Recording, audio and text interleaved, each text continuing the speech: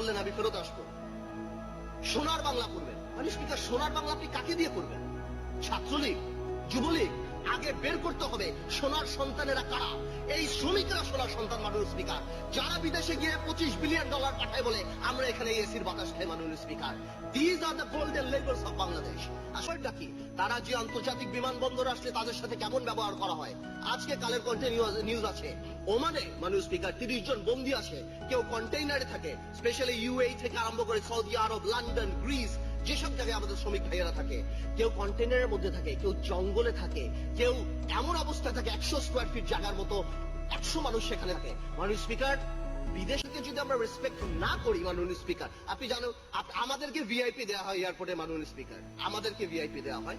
এবং আমরা যখন দেখি এরা দাঁড়িয়ে থাকেন, একটা পুলিশ থেকে আরম্ভ করে কাস্টমস পর্যন্ত তাদের হয়রানি করেন যে এই টিভি আপনি কোথা থেকে এনেছেন, এটা আপনি। যদি কেউ পায় বাংলাদেশে যদি আসল ভিআইপি কেউ হয়ে থাকে, তাহলে বিদেশে যে শ্রমিকরা কাজ করে তারা বাংলাদেশের আসল ভিআইপি।